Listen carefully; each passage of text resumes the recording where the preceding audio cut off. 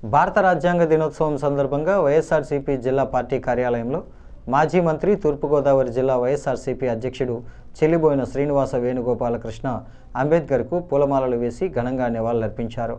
ఈ సందర్భంగా వేణు మాట్లాడుతూ భారత రాజ్యాంగం పటిష్టంగా ఉన్నందునే దేశ ప్రజలందరూ సుఖశాంతులతో ఉన్నారని అన్నారు.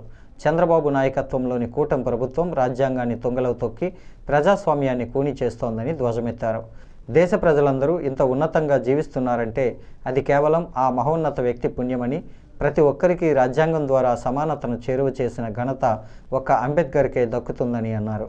ఈ కార్యక్రమంలో వైఎస్ఆర్సీపీ రాష్ట్ర ఎస్సీ సెల్ కార్యదర్శి విప్పర్తి పనికుమార్, యువజన విభాగం రాష్ట్ర సంయుక్త కార్యదర్శి చాపారాజా, జిల్లా యువజన విభాగ కార్యదర్శి అప్ప పరిమళ కుమార్, నాని, తోడేటి రాహుల్, కొల్లి వెంకటరత్నం అలియాస్ నాని, జాలా మోషే, మేడిశెట్టి కిరణ్, టింకు, వాసంశెట్టి నాగసూర్య శ్రీనివాస్, షట్టర్ బాసా, పట్టా ఉత్తేజ్, తాటిపూడి విజయరాజు, కొల్లి నాని, మెరిగొల్ల చిన్నబాబు, చెల్లిబోయిన నరేష్, బడిగంటి మధుకుమార్ తదితరులు పాల్గొన్నారు.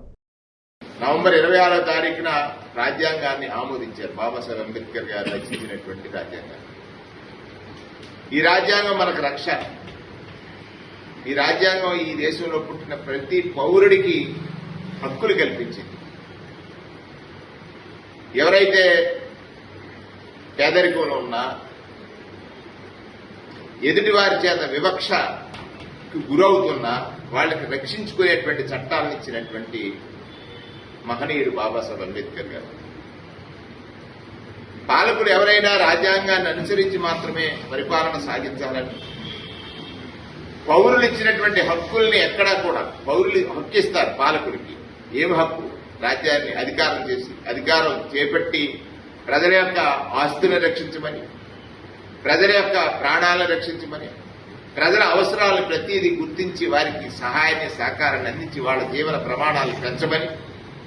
ఈ హక్కులన్నీ ఎవరిస్తున్నారు? ప్రజలు. ప్రజల కోసం, ప్రజలిచ్చిన హక్కులు ప్రజల కోసమే వినియోగించాలి పాలకులు. ఆ అసమానతల తొలగింపులో పాలకుల యొక్క సామర్థ్యాన్ని చూపించాల్సినటువంటి పరిస్థితులు ఉన్నాయి. కానీ దురదృష్టం ఈ